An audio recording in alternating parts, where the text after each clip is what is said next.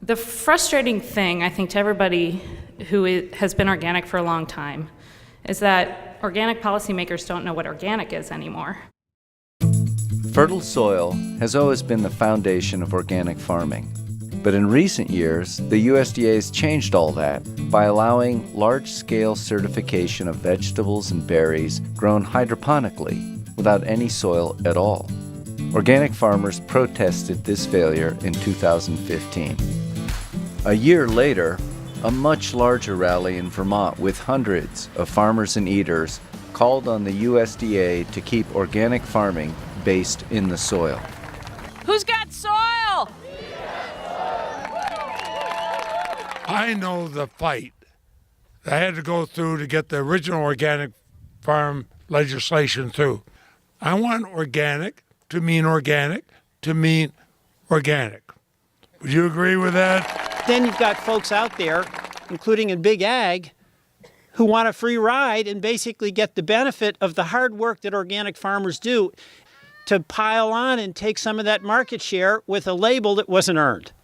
In case you don't know, there are 1,200 lobbyists on the Hill that work for the agriculture and food processing industry. They spend about $350 million a year on forming opinions in Washington, and that's more than the defense industry, so don't underestimate their power.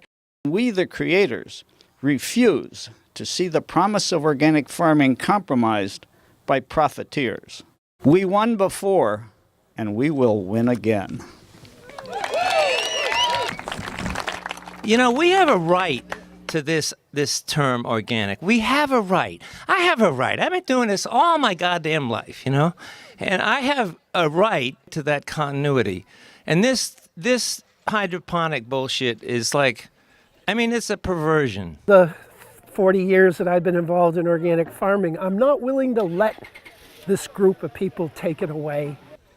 As organic standards have been eroded and even ignored, the movement to protect organic has grown. In 2017, there were 15 rallies to promote real organic practices all across North America. The rallies were a call to action to reclaim strong standards based on traditional organic farming. Ignoring earlier recommendations and world standards, the USDA has sided with industry and embraced soilless production as organic. Hundreds of millions of dollars of hydro berries and vegetables grown without any soil or any means of identification are currently being certified and sold as organic each year. Without soil, it's not organic. As an urban ag grower myself and a person that works very closely and advocates for people who grow in this city, I am staunchly in support of anyone who's stewarding soil. Soil has always been the foundation of organic growing. So I think in a lot of important ways, soil represents the history of organic.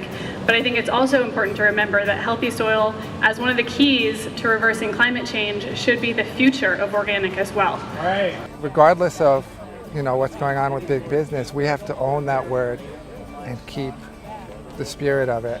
We've always said that organic is not based on input substitution. Well, hydroponic is totally input dependency. You're getting a watered down crop and you have no idea. Our relationship to the soil and our relationship to place is the key to this whole thing. Organic without soil and without all the microorganisms of the soil is like democracy without people. It just doesn't work. Well, here we are, and we're not going to stop until everybody in this world knows that organic farmers farm in soil. It's the only way you can be an organic farmer. The rallies were also protesting confinement feeding operations for meat, milk, and eggs. These CAFOs are now being passed off as organic farms to unsuspecting eaters. As a mom, I've always really counted on that organic label, so I know what I'm feeding my children.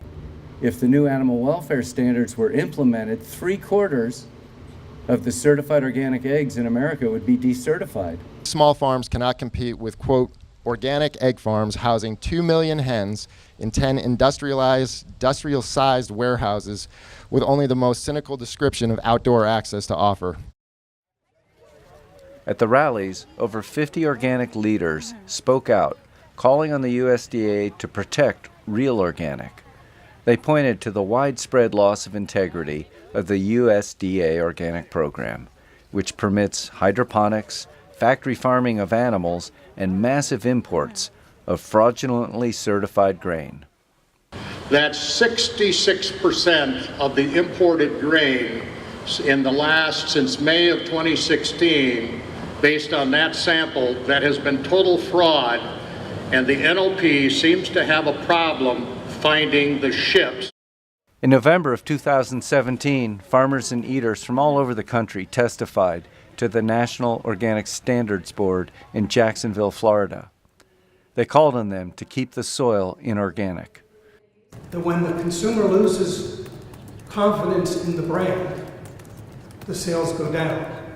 We say let the hydroponics production method develop its own marketing label based on the merits of their system, not ride the coattails of a successful label that doesn't match their methods or goals.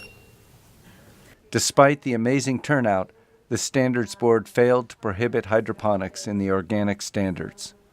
This historic decision revealed the growing split between the USDA and the organic community. What happens next is up to us. As the USDA attempts to redefine organic, we won't back down. I don't see anybody in this room that is opposed to hydroponics that's going away. Are any of you guys going away? I don't think so. We're here for the long haul.